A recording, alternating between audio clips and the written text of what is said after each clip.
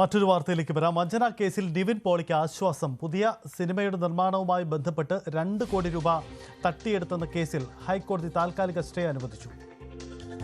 നിവിൻ പോളി പണം തട്ടിച്ചു എന്ന് ആക്ഷേപിച്ചുകൊണ്ട് നിർമ്മാതാവാണ് രംഗത്ത് വന്നത്. ഇതിലാണിപ്പോൾ നിവിൻ പോളിക്ക് ആശ്വാസമായിക്കൊണ്ടുള്ള ഹൈക്കോടതിയുടെ ഇടപെടലുണ്ടാകും. നവമി ദിനേശ്, നവമി, ഈ വിഷയത്തിൽ എത്ര കണ്ട് ആശ്വാസകരമാണ് കോടതിയുടെ തീരുമാനം നിവിൻ പോളിക്ക്? സജിത്ത്, തുടക്കം മുതൽ തന്നെ നിവിൻ പോളി ഈ വിഷയവുമായി ബന്ധപ്പെട്ട് കേസുമായി ബന്ധപ്പെട്ട് ഉന്നയിക്കുന്ന വാദം, ഇത് മജിസ്ട്രേറ്റ് കോടതിയിൽ ഇതുമായി ബന്ധപ്പെട്ട വാദങ്ങൾ നടക്കുകയാണ്.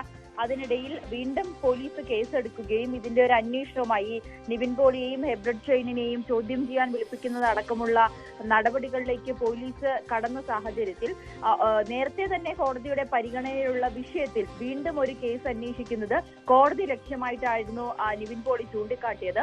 എന്തായാലും ഇപ്പോൾ ഈ ഷംനാസിന്റെ ഈ ഒരു നീക്കത്തിനെതിരെയായിരുന്നു നിവിൻ പോളി ഹൈക്കോടതിയെ സമീപിക്കുന്ന സാഹചര്യം ഉണ്ടായത്.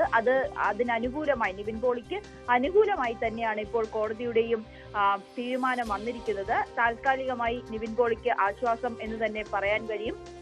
ഈ ഒരു അന്വേഷണവുമായി ബന്ധപ്പെട്ട്, അതായത് തലയോലപ്പറമ്പ് പോലീസ് നടത്തുന്ന അന്വേഷണം, അത് താൽക്കാലികമായി സ്റ്റേ ചെയ്തിരിക്കുകയാണ്. മജിസ്ട്രേറ്റ് കോടതിയിൽ നടക്കുന്ന വാദങ്ങൾ പൂർത്തിയാക്കിയതിനു ശേഷം, അല്ലെങ്കിൽ അതിന്റെ ഒരു വിധി വന്നതിന് ശേഷം തുടർ നടപടികൾ എടുത്താൽ മതി എന്നൊരു നിലപാടിൽ തന്നെയാണ് ഇപ്പോൾ ഹൈക്കോടതിയുടെ ഉത്തരവ് വന്നിരിക്കുന്നത്. ആക്ഷൻ ഹീറോ ബിജു എന്ന സിനിമയുടെ 2ാം ഭാഗം നിർമ്മിക്കുന്നതുമായി ബന്ധപ്പെട്ട അതിന്റെ കരാറിൽ ചിത്രത്തിന്റെ പകർപ്പ് അവകാശം നിർമ്മാതാവ് അറിയാതെ മറിച്ചു വിറ്റു എന്നായിരുന്നു നിവിൻ പോളിക്കും ഹെബ്രഡ് ഷൈനുമെതിരെ PS ഷംനാസ്, തലയോലപ്പറമ്പ് സ്വദേശി PS ഷംനാസ് നൽകിയ പരാതിയിൽ പറയുന്നത്. ഇതിനെ തുടർന്ന് തലയോലപ്പറമ്പ് പോലീസ് നിവിൻ പോളിക്കും ഹെബ്രഡ് ഷൈനുമെതിരെ കേസെടുക്കുകയും ഇവരെ ചോദ്യം ചെയ്യാൻ വിളിപ്പിക്കുന്നതിന് വേണ്ടിയിട്ടുള്ള നോട്ടീസ് അയക്കുന്ന ഘട്ടത്തിലേക്കൊക്കെ നടപടികൾ കടന്ന സാഹചര്യത്തിലായിരുന്നു നിവിൻ പോളി ഹൈക്കോടതിയെ സമീപിക്കുകയും ഹൈക്കോടതിയിൽ നിന്നും അനുകൂലമായിട്ടുള്ള ഒരു വിധി നേടിയെടുക്കുകയും ചെയ്തിരിക്കുന്നത്.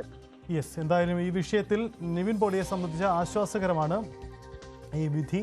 കാരണം നിർമ്മാതാവ് നൽകിയ പരാതിയിൽ തലയോലപ്പറമ്പ് പോലീസാണ് നടപടികൾ ആരംഭിച്ചത്.